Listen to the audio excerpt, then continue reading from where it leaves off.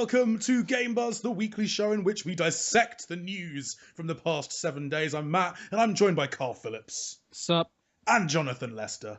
Hello. And in our ongoing GTA Online watch, there's been even more bugs, and Rockstar are slowly ironing them out. But that's not the news we want to talk about. It's shameless plug time! Woo! Shameless plug. Who's shameless? Who's shameless plug? Shameless plug. Our shameless plug.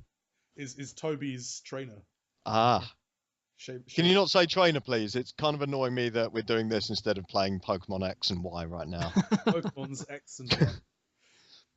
Pokemon's times Andy. Yeah. But no, you guys have been playing GTA, and that's a game with guns and cars, and not Pokemon at all. Or No, whereas Pokemon's probably a very, happy game to play. GTA Online is not, especially when you've got Matt by your side. That is lies, fabrications. That was an accident. You will see in the video, it's all in the videos that we've got of the playthroughs online. Take a look. They show the systems in play. They show the sort of madness you can get up to in game. And we will be bringing you more. There are more. There's one that I have put up in the name of science. So be sure to check that out. Knowing Matt's illustrious history of team killing, spanning many years. Accidental, non-confirmed, innocent, and absolved team killing. Definite video evidence of team killing. Yep. I think, those videos have got to be worth a watch, if only to see what his gamer tag is. So you can steer clear. Hunt him down! Well, clear. Or put a bounty on him. Oh, that's the plan. I'm going to... One day, Matt, I'm going to invite you to a session where, everyone else has been put on there to hunt you down. That's ridiculous. And we're just going to consistently kill you.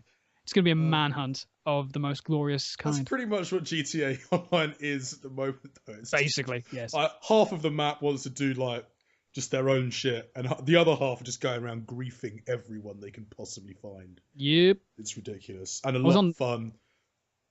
Yeah, I was on the beach the other day, and a Harrier jet just came along and just started attacking me. Well, horrifying. We were doing we were trying to do some sort of we were trying to do a series of little armed robberies, and a guy jacks the store just before I get in there, and then we die as a result. So we had to hunt him down across the map and kick his ass. But he'd banked all the money, so he didn't have any cash on him, which was really annoying.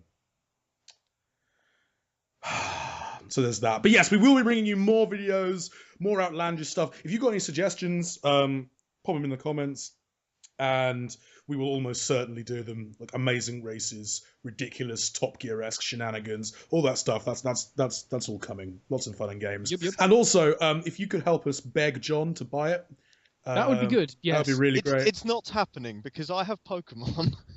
And I'm not. There's priorities here. I can be the very best, or I can go and play. No, Christmas is the time for GTA, my friend.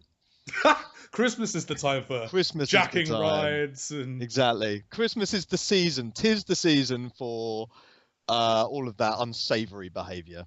Unsavory. Savory. I wonder if Rockstar will do sort of Christmas-related DLC where they sort of put lights up around Los Santos and you get banners and shit and little Christmas trees. I'd love that.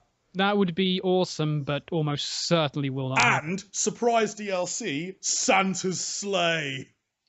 Now that'd be cool. Spelt like sleigh. Yes. Like with A-Y. A-Y. That's firing rockets out of And sorry, Santos.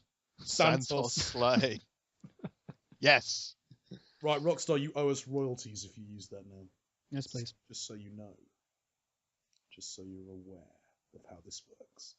So yeah, that's GTA Online. There's videos already. There's going to be more. Watch them all. Hit subscribe. Do that thing. Do that dance. Okay. Elsewhere this week, what should we start with? Let's start with the Xbone. Xbone. So Microsoft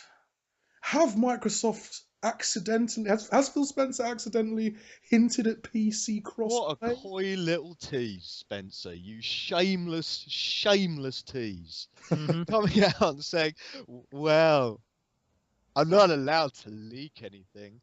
fluttering his eyelashes coquettishly. But but I think Xbox crossplay. I keep wanting to say Xbox cosplay. That'd be the worst costume ever. Easy. Really easy though, yeah. Really easy. Just a box that just looks at you consistently, just looks at you all the time. That's it. But Yep. no. Tell me how you feel. Not Xbox cosplay. Xbox crossplay with the PC. He said, that would be a really good idea, wouldn't it? Wink. Can't say anything though. And then he sort of sashayed into the back, and basically left everyone saying, "Oh, for God's sake, why didn't you just announce it? This would be an amazing feature." And he's right; it would be an amazing feature. Being able to get certain games and because the Xbox One has the foundations there. You know, it uses a Microsoft ID, which you'll also use on PC and is built into Windows 8. Yep. It has cloud save functionality built directly into it, so we could play a game on Xbox One and then keep playing it on PC or perhaps on a Surface. So, or maybe a Windows phone if it was more of an Xbox Live Arcade title, maybe on a Windows phone. So this could well happen, and also Microsoft kind of started building up the circumstantial evidence by also saying the Xbox One will probably support mice and keyboards down the line as well. Yeah. Which is very interesting. This is something we have been on Microsoft for some time, because it makes perfect sense. You know, Microsoft heavily tied in with the PC scene, obviously. Microsoft also make the Xbox. We want those things talking to one another. Yes, we do. Although, frankly, I don't really care. Until they bring out Titanfall. Well, I was thinking more support for my Sidewinder, to be honest. Oh god, yeah. I want to plug that into my PC. I would very much like to plug that into my Xbox One. Yep. If I actually get one, because XCOM Enemy Within is coming out, and frankly, I'm not sure I need a next-gen console now. But it's oh my god, it looks really good. But yeah, I think, Xbox One and PC cosplay could be really interesting. Keyboard and mouse support seems like a no-brainer, especially since good old Larry Herb, Major Nelson, Herb, tells us that basically it's going to be down to the developers on a game-by-game basis to choose whether or not they want to support the peripherals. So that's fair enough. That's how it should be. And also, it means that Microsoft don't get flamed when loads of mouse-wielding sniper legends start taking down legions of people using only controllers. So, think about, this cross-compatibility is good, more choice is good. Developers just need to think very carefully about whether or not to implement it, especially in multiplayer games.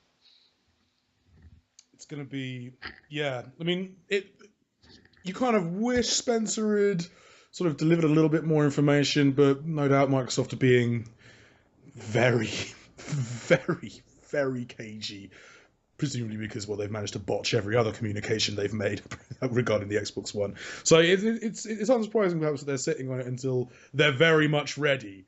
But yeah, it's got to be a no-brainer, right? Basically, I think it's something they need to get in. I mean, the PlayStation 3 has had it since ever. It's already been there. They need to basically have that functionality in there. Give choice. We want choice. Yes, do it. Do it. Yep. That said, the PS4 is actually not going to support any of our Bluetooth headsets and stuff like that. That was an annoying little news story from this week. Yeah. So that's sort of saying, but at least it comes with a headset in the box.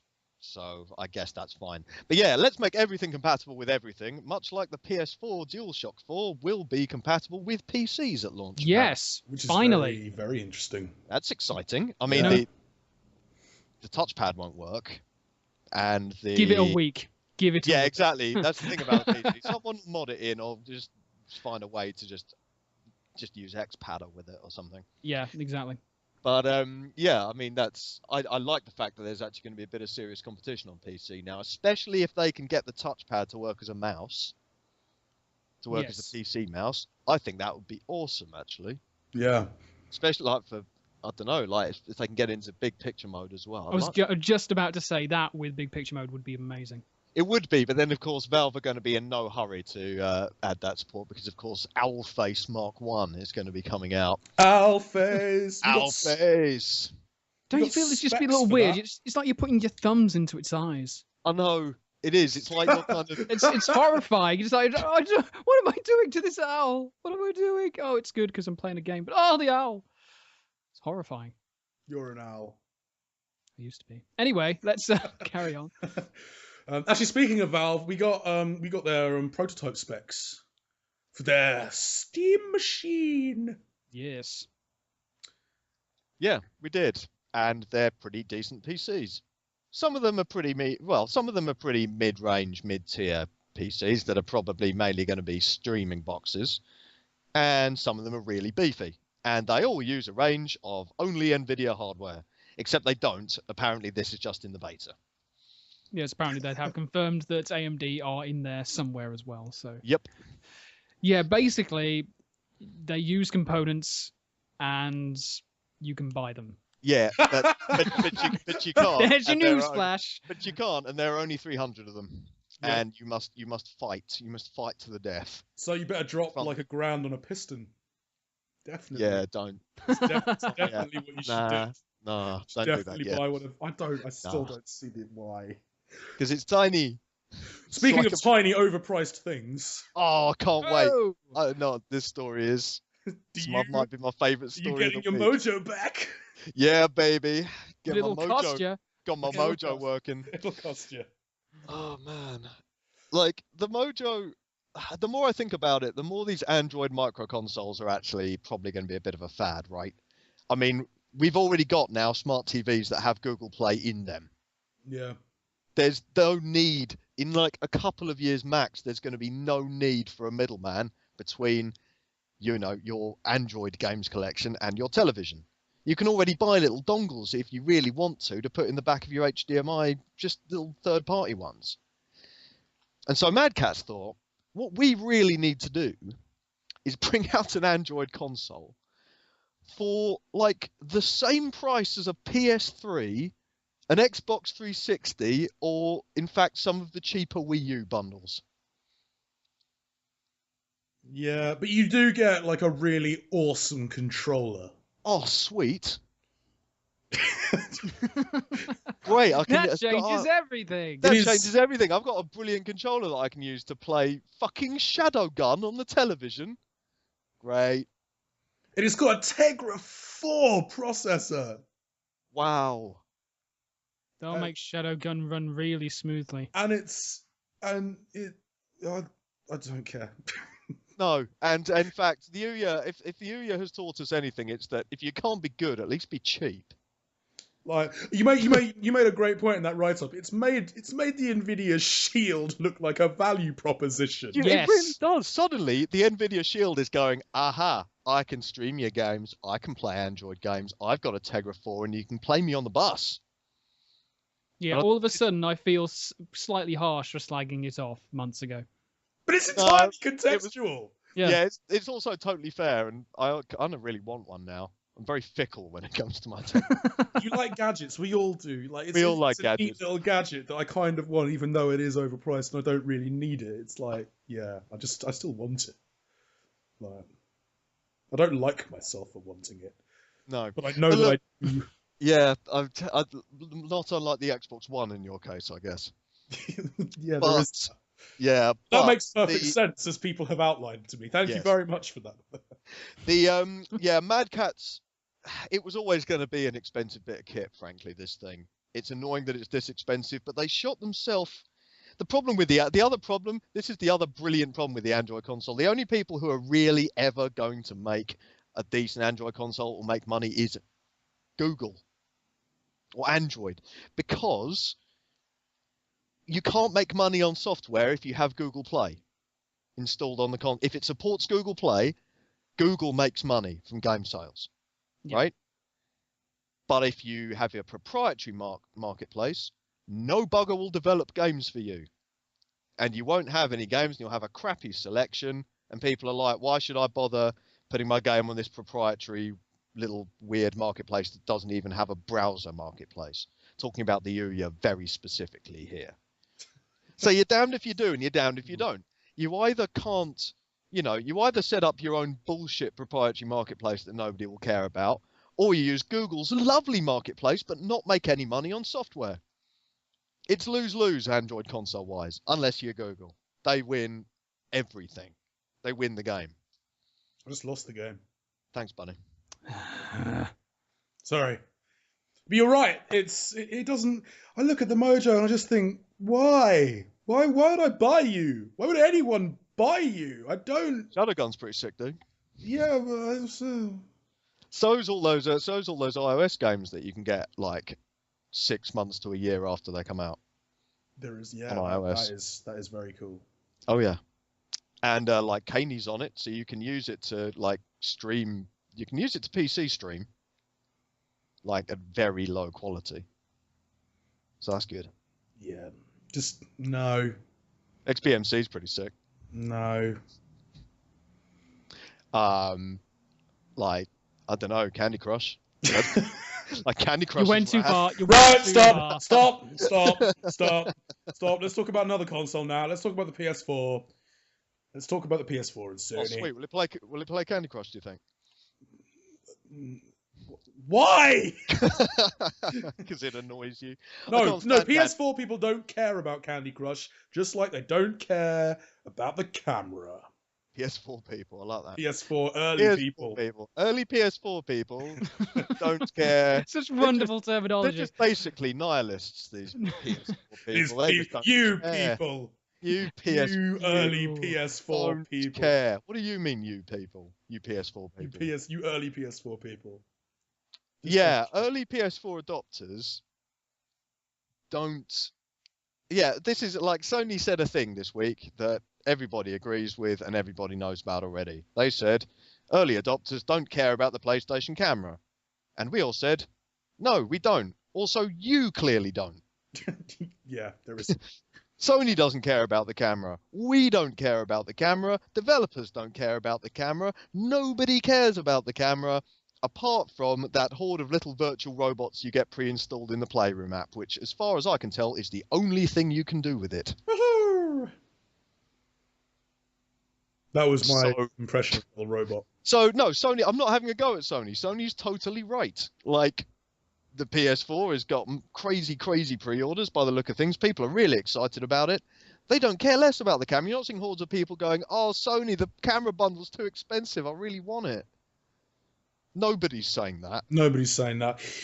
And the thing is, like, I really like that Sony have gone down this route, but at the same time, I really like that Microsoft have stuck to their guns by making Kinect part of, like, a core part of that experience. Like, that's good. That's sort of one of their original ideas. I like it because it means there are differences now. Yes, that's what I want. And besides, yeah, as you say, Sony have just really, it was kind of almost an afterthought, the camera. They said, oh yeah, we have a camera. Which means that none of the developers are really going to be particularly interested in making anything for it. Although Andrew House has turned around and said, we may adjust messages down the line, whatever that means. Yeah, they'll adjust messages from nobody cares about the camera to what camera? It was never a camera. There was never a camera. What are you on about? Or I assume they'll say, hey, look, we've got a few of our slightly less ambitious first-party studios and little spin-off studios to make some crap for you. There is that. And also, hey, look, you can use it to, like, I think Dance Central works with, like, not Dance Central.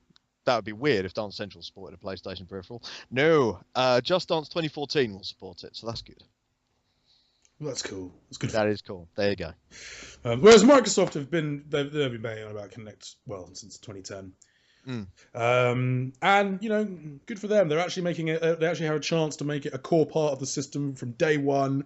It's much more powerful than last gen's system because it's been incorporated into a system from scratch, which is good. And you know what? Like I wouldn't say excited, but I'm certainly curious to see the ways in which that's going to feature in terms of the games that come out for the Xbox One. We've already seen interesting stuff, like Carl, you and I saw interesting stuff with it in terms of Project Spark, in terms of getting yourself into the game, getting your movements into the game, stuff like that. That's very interesting. But also just on the basic fundamental level of just like swiping through, we want that Minority Report thing, and it looks like it's going to be able to deliver it. It looks like it's going to be able to deliver it. And besides, Microsoft has been, they've like the whole Windows 8 kind of Metro interface is designed around gesture-based movements. That is, in essence, it's designed for and around Kinect, which means it'll be quite good. Though functionally, they probably, for a lot of players, could just replace it with a microphone on the side of the console. Yes. Frankly. But we don't know. We haven't got an Xbox One yet. We can't say exactly for certain how much we'll end up using it or not, as the case may be. It might turn out to be a really cool thing that, like, I rag on now, but then down the line, just like the iPad, I'm just like, I can't live without this sort of exactly.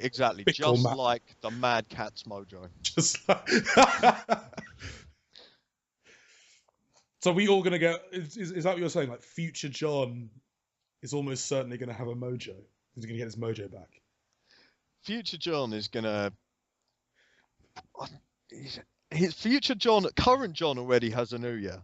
Future John may well have sold it to pay for a mojo.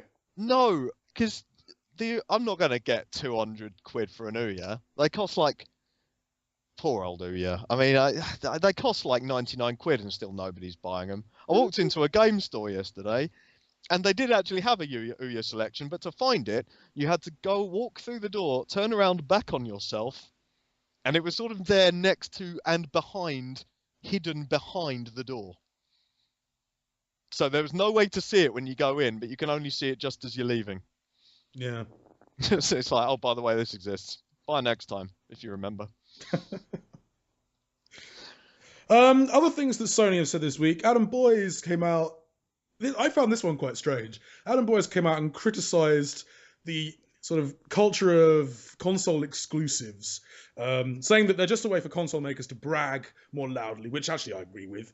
But I just found the nature of it fairly bizarre, considering how good Sony have been over the last decade in terms of cultivating lots and lots of first and second party exclusive talent. I think it's bizarre. I think it's an utterly bizarre thing to say. I mean, he makes a lot of sense. For third parties, staying platform agnostic will probably earn you more money. But then again, the big exclusives means that you get a nice big cash injection to develop them. You get loads of awesome publicity. You get legions of fans buying in who might not otherwise want to buy your game. You know, a lot of console fans will buy an exclusive, even if it's not even necessarily their bag. So, and the other thing is, exclusives are all you got, Sony. Like, the Xbox One is a PC, the PS4 is a PC, the PC is a PC. What you've got are exclusives. That's what makes the difference. That's what's important. You know, we buy console games are made or broken by the games we can play on them.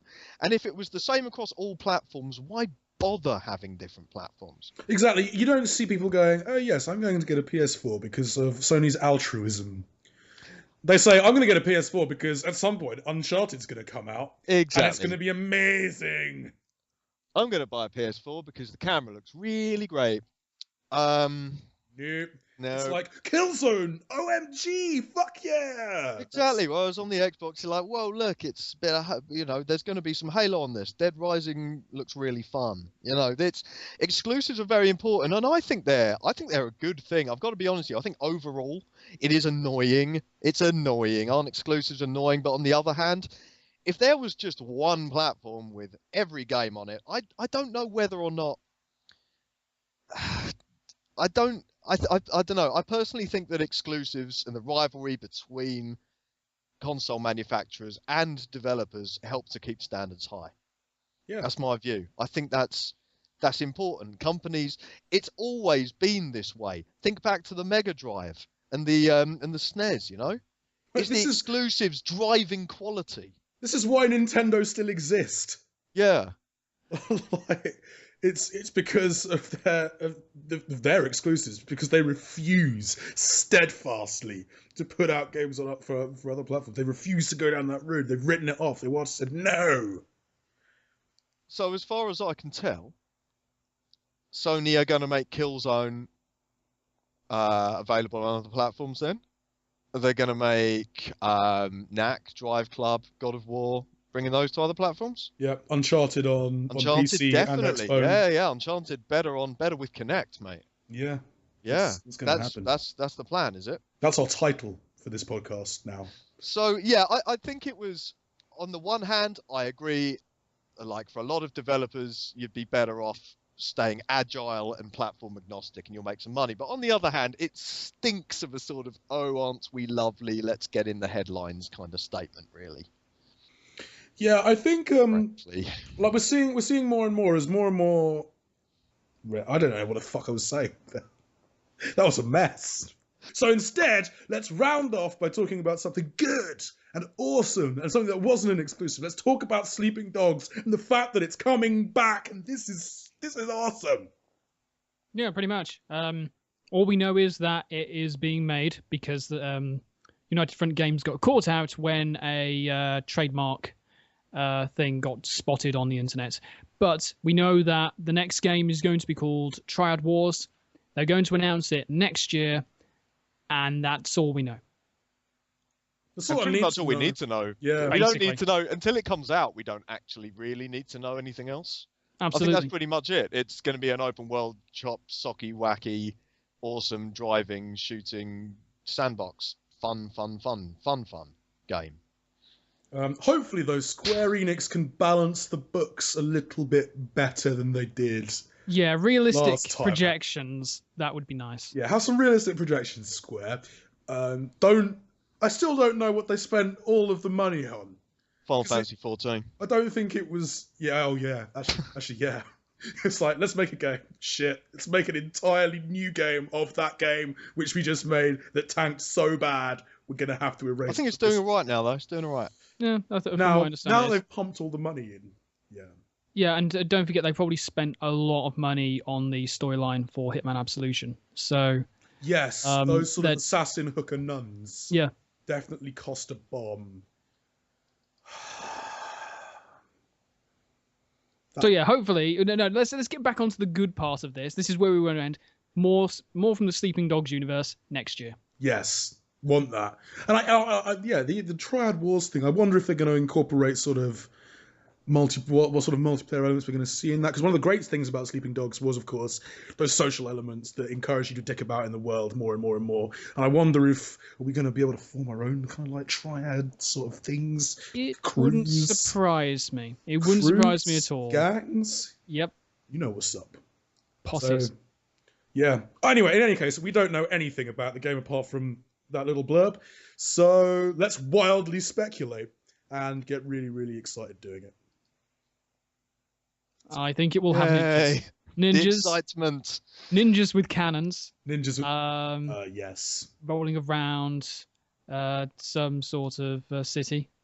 And it will have completely destructible environments. Everything will be blown up, like everything. It'll be it'll have Gmod. Are you saying that Sleeping Dogs will have Levolution?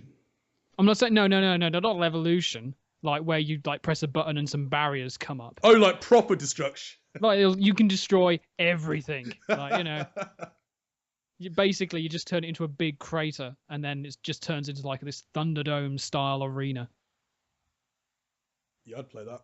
Exactly. That there you go. If you're not developing that, do that now. And then pay us some money because obviously we came up with that idea. Yes, please. United Front. So there it is. That is the Game Buzz for this week. Thank you so much for listening. Be sure to check out our continuing adventures in GTA Online. But in the meantime, it's time for the weekend. Woohoo! We'll catch you guys next time. Have a good one. Bye. Bye-bye.